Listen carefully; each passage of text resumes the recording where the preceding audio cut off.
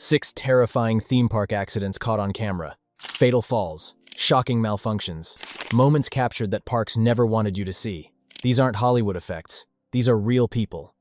Real rides, real consequences. And after watching this, you'll think twice before strapping into your next roller coaster. Let's start with a ride that was supposed to be one of the safest in the park. Story number 1. The Xcelerator cable snap at Knott's Berry Farm, September 15th, 2009. Clear afternoon. Knott's Berry Farm, Southern California. Perfect weather for roller coasters. 12-year-old Kyle Wheeler and his father Russell were there for one reason: to ride the Xcelerator. The coaster was legendary. Sleek red and silver blur. 0 to 82 miles per hour in just over 2 seconds. Rocketing straight up a 205-foot steel tower before plunging back toward Earth. For Kyle, it was everything a kid could dream of. Speed, air, weightlessness. His mother Anita watched from below, camera ready, smiling as they climbed into the front row.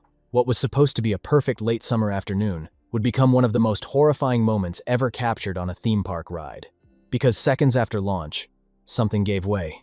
As the coaster train lined up, a loud metallic creak echoed through the station, barely noticeable over the roar of hydraulics.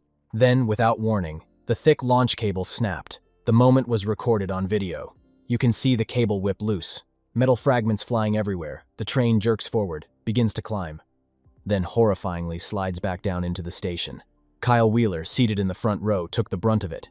The cable lashed across his left leg, split the fiberglass car in half, lacerated deep into his muscle. His father Russell, sitting right beside him, saw it all happen, showered with debris, nearly struck in the face. Anita, watching from the ground, could only scream. Frozen as the coaster she'd just seen speed off suddenly came crawling back, broken and silent. Later, in an online chat room, she wrote, "I literally thought I had just watched my son and husband die in front of my eyes." Paramedics arrived within minutes. Kyle was rushed to the hospital, his leg badly injured.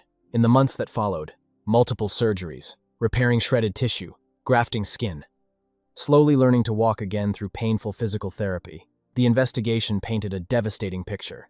The state's Division of Occupational Safety and Health found that the cable showed gross amounts of fatigue. 18 of the 20 launch magnets beneath the train had been sheared off by the force. Inspectors determined that the accident could have been prevented with proper maintenance. Blame fell on both the theme park and the ride manufacturer, Switzerland-based Intamin. Intamin had advised monthly inspections of the launch cable. Knott's, however, inspected the ride only once every 6 months. By the time of the accident, they were nearly 3 weeks behind schedule. The manufacturer's wording on inspection intervals was described as confusing and unclear, but regulators agreed. Warning signs had been missed. For Anita and Russell Wheeler, none of that mattered anymore. Their son's life had been changed forever. "We're just traumatized," she told a local newspaper. "Our lives have been changed forever." In 2011, the Wheeler family reached a confidential settlement with Knott's Berry Farm's parent company, Cedar Fair. The agreement covered Kyle's medical expenses, more than $60,000 at the time, and future surgeries to remove scar tissue from his leg. More than a year after the accident, Xcelerator reopened. The park replaced the launch system, reinforced the track, promised stricter inspections. Today it still runs. Same speed, same drop, same thrill. But for those who remember September 15th, 2009, that sound, the snap of steel under pressure, still echoes. A reminder that even the strongest metal can break. And when it does, lives change in an instant. Next one. A man fell 50 feet from what was supposed to be the park's most peaceful ride. And the whole thing was caught on camera by confused witnesses who thought it was a stunt. Story number 2. The Lagoon Sky Ride 50-foot fall. August 14th, 2021. Warm summer evening at Lagoon Amusement Park in Farmington, Utah. The kind of night families go for one last ride before the sun dips behind the mountains. Among the crowd that day was a 32-year-old man visiting the park alone. No one paid him much attention as he boarded one of Lagoon's most peaceful attractions, the Sky Ride. Unlike the park's towering roller coasters, the Sky Ride wasn't built for thrills. It was a slow-moving cable lift carrying guests 50 feet above the ground from one end of the park to the other. A quiet glide over the laughter, flashing lights, and distant music below. As the gondola began its climb, everything looked normal. But then, halfway across the park, witnesses began to notice something strange. A man was hanging from the side of the moving chair, one hand gripping the safety bar, legs dangling freely above the concrete below. Some laughed, others pulled out their phones. One of them caught it on video. "There's some guy hanging on that ride. Why is he doing like that?" Thinking this is just a professional gymnast or a stunt. But this wasn't a stunt. Beneath him, hundreds of parkgoers began to shout, "Hold on! Don't let go!" The Sky Ride kept moving, carrying him farther across the park as gasps spread through the crowd. And then in a matter of seconds, the worst possible thing happened. He fell. The fall was roughly 50 feet. Enough to cause catastrophic injuries. Witnesses described the sound as a thud that silenced everything around it. Paramedics rushed to the scene, finding the man motionless on the pavement below. He was pronounced dead at the hospital shortly after. The investigation that followed raised more questions than answers. Surveillance footage showed the man had been acting erratically in the moments before boarding the ride. Park employees reported he seemed disoriented. Some witnesses claimed he intentionally climbed out of the gondola. Others said he may have slipped while trying to adjust his position. The Sky Ride had been operating for over 50 years without a single fatal incident. Its safety record was spotless, but it was never designed to prevent someone from deliberately leaving their seat mid-ride. The gondolas had no restraints, no lap bars, no seat belts, just open-air chairs suspended by a cable, because for 5 decades, no one had ever needed them. After the incident, Lagoon temporarily closed the Sky Ride for safety inspections. When it reopened weeks later, new warning signs were posted, but the ride itself remained unchanged. The victim's family declined to comment publicly. No lawsuit was filed. The case was quietly closed. For those who witnessed the fall that day, the memory remains. One moment, people were laughing and pointing. The next, a man was gone. A reminder that even the gentlest attractions carry risk when human behavior becomes unpredictable. Coming up, a roller coaster derailed mid-loop in front of thousands of witnesses. What they saw next made international headlines. Story number 3. The Smiler crash at Alton Towers, June 2, 2015. Alton Towers Resort, Staffordshire, England. The Smiler roller coaster was one of the park's newest and most intense attractions. 14 inversions. Speeds up to 52 miles per hour. A twisting maze of steel designed to disorient and thrill. That afternoon, the ride was packed. Thousands of guests lined up for their turn. But something was wrong with the ride's computer system. Earlier that morning, an empty test train had stalled on the track. Engineers manually restarted the system without physically checking if the stalled train had been cleared. It hadn't. At 2:09 p.m., a loaded train carrying 16 passengers was dispatched. The riders had no idea what was waiting for them on the track ahead. As the train climbed the first hill and began its descent, it slammed into the stationary test train at 50 mph. The impact was catastrophic. The front car crumpled on contact. Metal twisted. Seats crushed. Riders in the front row took the full force of the collision. 2 young women, 18-year-old Leah Washington and 20-year-old Vicky Balch, suffered the most severe injuries. Both lost their left legs below the knee. Other passengers sustained shattered knees, broken ribs, internal injuries, and psychological trauma that would last for years. But the nightmare wasn't over. The mangled train was stuck on the track, suspended at an angle. Some riders hanging upside down. Rescue crews couldn't reach them immediately. The ride's twisted metal structure made access nearly impossible. For over 4 hours, the injured passengers remained trapped in their seats, screaming for help, bleeding. In shock, cameras captured the entire scene. News helicopters circled overhead, broadcasting the disaster live. The world watched as firefighters carefully cut through steel to free the victims one by one. The investigation revealed a series of catastrophic failures. Engineers had overridden the ride's automatic safety system multiple times that day. They assumed the computer was malfunctioning when it warned of a blockage on the track. They were wrong. The ride's manufacturer had built in multiple fail-safes specifically to prevent this kind of collision. But human error bypassed them all. Alton Towers was fined £5 million for health and safety breaches, the largest fine ever issued to a UK theme park. The ride's operators admitted they had been under pressure to keep attractions running despite technical problems. For Leah Washington and Vicky Balch, the damage was permanent. Both women underwent multiple surgeries, months of physical therapy, learning to walk again with prosthetic limbs. Leah later said, "I'll never be the same person I was before that day. Part of me died on that ride." The Smiler reopened in 2016 with upgraded safety systems, new protocols, stricter oversight. But for those who were there on the 2nd of June 2015, the memory of that collision, the sound, the screams, the waiting, never fades. Next, a water ride malfunction at one of the world's most popular theme parks. 4 people went in. None of them came out alive. Story number 4. Thunder River Rapids Disaster at Dreamworld. October 25th, 2016. Dreamworld Theme Park, Gold Coast, Australia. Thunder River Rapids had been a family favorite for over 30 years. A gentle water ride. Circular rafts floating through artificial rapids and waterfalls. Safe, predictable, perfect for parents with young children. That afternoon, 2 families boarded the same raft. 6 people total. Kate Goodchild, 32, and her brother Luke Dorset, 35. Kate's 2 children, ages 12 and 10. Luke's partner Ruzi Aragi, 38. And Cindy Lowe, 42, a friend of the group. The ride started normally. Laughter, splashing, everything families expect from a water attraction. But halfway through the ride, one of the water pumps failed. The failure drained water from a critical section of the channel. The raft, now moving through shallow water, lost buoyancy. As it approached the conveyor belt that lifts rafts back to the loading platform, disaster struck. An empty raft ahead had become stuck on the now exposed metal rails. With no water to float it forward, it jammed in place. The conveyor belt kept running. The family's raft, still moving, collided with the stalled raft ahead. The impact flipped both rafts vertically. 4 adults, Kate, Luke, Ruzi, and Cindy, were thrown forward into the conveyor belt's machinery. The belt kept moving, pulling them under. Crushing them between metal gears and the concrete channel, Kate's children, seated in the center of the raft, were thrown clear. They survived. Witnesses described hearing screams. Then silence.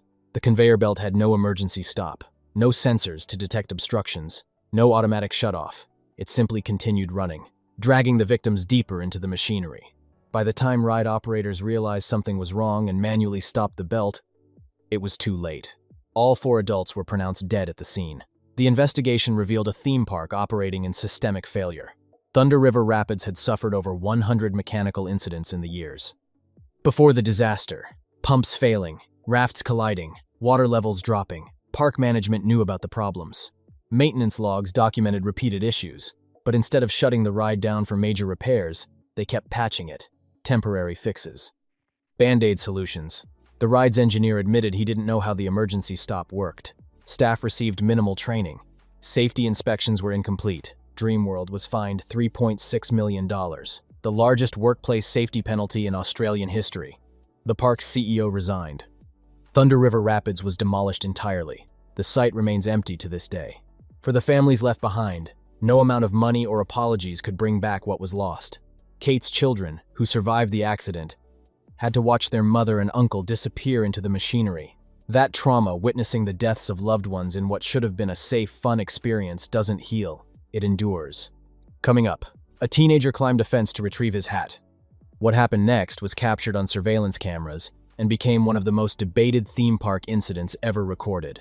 Story number 5. The Batman Roller. Coaster decapitation June 28th.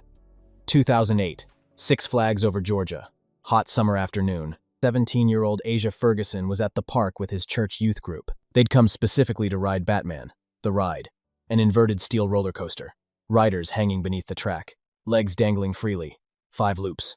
50 mph speeds. Asia and his friends rode it once, loved it, decided to go again. During the second ride, Asia's hat flew off somewhere near the first loop. When the ride ended, he told his friends he was going to get it back. Security footage shows what happened next. Asia walked past the ride's exit, approached a 6-foot chain-link fence marked with multiple warning signs. Danger, restricted area, do not enter. He climbed over it, then climbed over a second fence. Now he was in a maintenance zone beneath the active roller coaster, the area where the track dips to its lowest point just a few feet above the ground. He spotted his hat, walked toward it. The coaster was still running. Trains launching every few minutes. As Asia bent down to pick up his hat, another train came screaming through the loop above him at 50 miles per hour. Riders' legs, dangling beneath the train, were at head level in this section. One of those legs struck Asia directly in the head. The impact was fatal. Instant. By the time ride operators realized something had happened, Asia was already dead. Witnesses who had been waiting in line saw the whole thing. Some screamed, others froze in shock. The ride was immediately shut down. The area was cordoned off. Six Flags released a statement calling it a tragic accident and emphasizing that Asia had bypassed multiple safety barriers to enter a clearly restricted area. Surveillance footage backed up that claim. The fences, the warning signs, the deliberate choice to climb over both. But Asia's family and friends told a different story. They said he was a good kid, not reckless. Not the type to ignore safety warnings. Some speculated he didn't realize the danger, that he thought the restricted zone was just to keep people from cutting in line. Others argued the park should have had better barriers, that a teenager should never have been able to access that area at all. The case became a flashpoint in debates about personal responsibility versus park liability. Legally, Six Flags was cleared. Asia had entered a restricted area at his own risk. The park had posted warnings. The ride was operating as designed, but morally, the questions remain. Should a 6-foot fence be enough to keep people out of a life-threatening zone? Should theme parks assume guests, especially teenagers, will always follow rules? What responsibility do parks have to prevent people from making fatal mistakes? There are no easy answers. What's clear is this. Asia Ferguson went to Six Flags for a fun day with his church group, and he never came home. Last one. The deadliest theme park disaster in modern history. A ride that everyone thought was safe. Until it wasn't. Story number 6. The Verrückt water slide decapitation. August 7, 2016. Schlitterbahn Water Park, Kansas City. Verrückt was German for insane, and the name fit. At 168 feet tall, it was the world's tallest water slide. Taller than Niagara Falls. Taller than the Statue of Liberty. Riders climbed 264 steps to the top, then plummeted down a near vertical drop before launching over a second hill. The experience was terrifying, exhilarating, climb duck, unlike anything else. That Sunday, 10-year-old Caleb Schwab was at the park with his family. His father was a Kansas state legislator. Schlitterbahn had given them VIP access. Caleb had ridden Verrückt earlier in the day, loved it, wanted to go again. For his second ride, he was paired with 2 adult women. Total combined weight, 546 pounds. Just under the ride's 550-pound limit, but the weight distribution was uneven. Caleb, a small 10-year-old, sat in the front, the 2 women behind him. As the raft plummeted down the first drop and launched over the second hill, physics took over. The front of the raft lifted, became airborne. Caleb, the lightest rider, was thrown upward. His body slammed into the metal support bars holding up the safety netting. The impact decapitated him. The 2 women in the raft with him were injured by the netting and debris, but they survived. When the raft reached the bottom, Caleb was gone. Witnesses described a scene of absolute horror. Blood in the water, screaming, chaos. The park was immediately evacuated. Verrückt was shut down. Permanently. The investigation revealed that Verrückt should never have been built. Its designer, Jeff Henry, had no formal engineering training. He dropped out of high school. Yet he was given complete control over the ride's construction. During testing, sandbags had repeatedly flown out of rafts. Engineers knew the design was flawed. But instead of fixing the fundamental problem, they added netting and support bars, the same bars that killed Caleb. Verrückt had been rushed to completion to meet a TV deadline. Opening ceremony filmed for a Travel Channel show. Safety took a backseat to publicity. Internal emails showed Henry joking about the ride's dangers, calling it a death wish in one message. But those warnings never stopped construction. Kansas had virtually no regulations for water parks, no required inspections, no engineering standards, no oversight. Schlitterbahn operated Verrückt for 2 years, knowing the risks, knowing rafts could go airborne, knowing restraints were inadequate. They kept selling tickets anyway. Caleb's family settled a wrongful death lawsuit for $20 million. Criminal charges were filed against Henry and other park executives. But in a shocking turn, the case was dismissed on a technicality. No one went to prison. Verrückt was demolished in 2018. The site was bulldozed. Nothing remains. Caleb Schwab's death was entirely preventable. A product of greed, negligence, and a system that valued profit over safety. And it took the death of a child to finally change Kansas water park laws. 6 accidents, 6 failures. 6 lives changed or ended because something went wrong. These weren't freak occurrences. They were the result of choices. Maintenance skipped. Safety systems bypassed. Warnings ignored. Every ride you see was built by people, maintained by people, operated by people, and people make mistakes. Drop a comment. Will you ever look at theme park rides the same way again? If this video opened your eyes to something you didn't know, the video on the left covers even more shocking theme park incidents that changed safety regulations forever. And if you want to see how parks cover up accidents, the video on the right shows you exactly what they don't want you to know. Subscribe, because the stories behind these rides are often darker than the rides themselves. A.